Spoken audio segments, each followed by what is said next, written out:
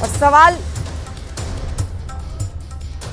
और इजरायल के अखबार द जेरूसलम पोस्ट ने बड़ा दावा किया है। इजरायल के इस अखबार का दावा है कि इजरायल ने ईरान के एक एयर बेस पर हमला किया है। हमले के फौरन बाद अमेरिका के एक अखबार ने यही दावा किया था, जिसको ईरान के सरकारी टीवी ने नकार दिया। सवाल यह है कि क्या ईरान कुछ छुपाना चाहता है या फिर इसके पीछे ईरान की कोई रणनीति है। सवाल यह भी कि क्या इजरायल के इस हमले का अहम मकसद ईरान को बड़े युद्ध की तैयारी का संदेश देना था। इजरायल ने जिस तारीख को ईरान पर हमले के लिए चुना, उससे भी बहुत कुछ साफ हो रहा है। हमले के कई घंटे बाद अब धीरे धीरे इजरायल की स्ट्राइक के तमाम राज खुलना शुरू हो चुके हैं।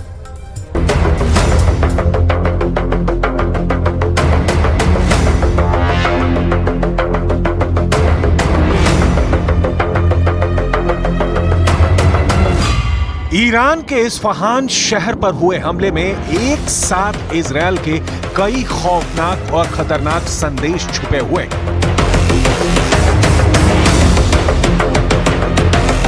सबसे बड़ी बात तो यह है कि इजरायल का हमला 19 अप्रैल को हुआ, जब ईरान के सर्वोच्च नेता आयतुल्लाह खामनेई अपना 85वां जन्मदिन मना रहे थे।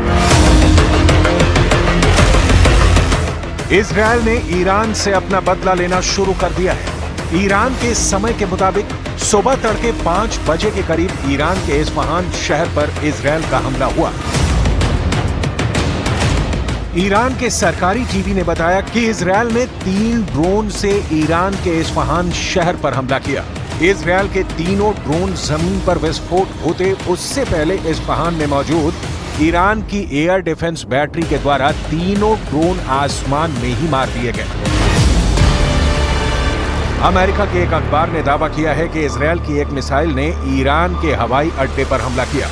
इस पर भी ईरान की सरकारी टीवी ने अखबार के दावे को गलत बताते हुए कहा कि इजरायल की तरफ से कोई भी मिसाइल अटैक नहीं किया गया है। ईरान ने यह भी बताया कि इजरायल ने जिस ड्रोन से हमला किया उसे तकनीकी भाषा में क्वाड कॉप्टर कहा जाता है। क्वाड कॉप्टर एक तरह का मानव रहित हेलीकॉप्टर या मल्टी कॉप्टर होता है, जिसमें 4 रोटर होते हैं। इसमें ड्रोन की तरह बेहतरीन क्षमता वाले कैमरे लगाए जा सकते हैं। वेस्ट बैंक में हमलों के लिए क्वाड कॉप्टर का इस्तेमाल इजरायल हमेशा करता रहा है। क्वाड कॉप्टर न्यूटन के तीसरे नियम पर काम करता है।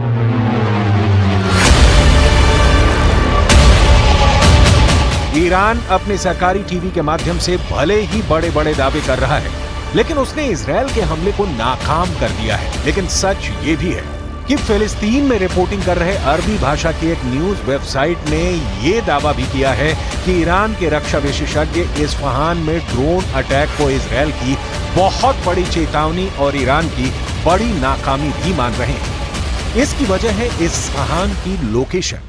दरअसल ईरान का यह शहर ईरान इराक के पश्चिमी बॉर्डर से 700 किलोमीटर दूर है। यानी संभावना जताई जा रही है कि इजरायल का ड्रोन इस्लामी मुल्क जॉर्डन और इराक के आसमान को पार करके ईरान के अंदर बॉर्डर से 700 किलोमीटर अंदर तक घुस गया। इस्फहान शहर भी ईरान की राजधानी तेहरान से लगभग 445 किलोमीटर दूर है और इजरायल की राजधानी तेल अवीव से इस्फहान की दूरी लगभग 1995 किलोमीटर है।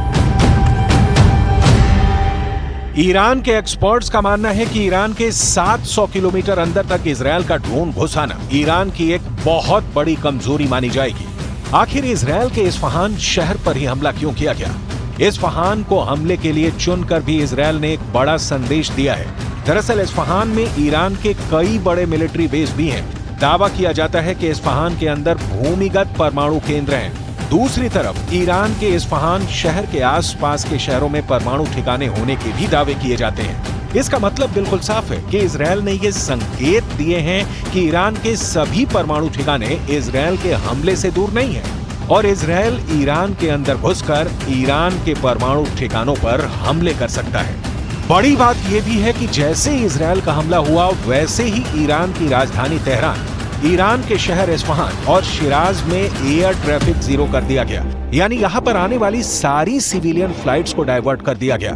हालांकि कुछ घंटों के बाद एयर ट्रैफिक दोबारा सामान्य कर दिया गया। इजरायल के हमले के फौरन बाद ही ईरान के अंदर एक इमरजेंसी मीटिंग शुरू हुई।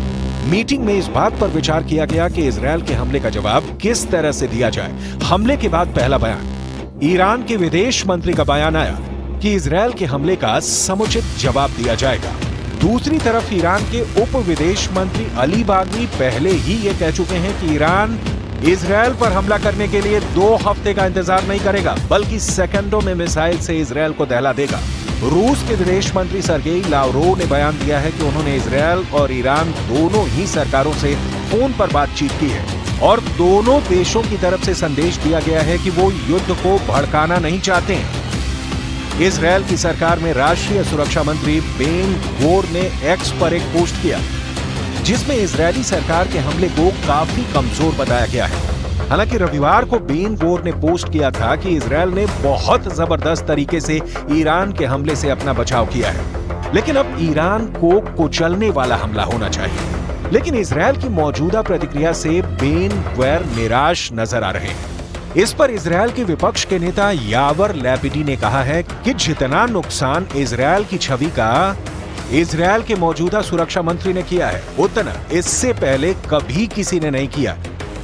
जबकि ईरान समर्थक एक्स हैंडल्स कह रहे हैं कि इजरायल की सरकार खुद ही अपना मजाक उड़ा रही है। कुल मिलाकर ऐसा लगता है कि इजरायल ने ईरान के एयर डिफेंस की क्षमता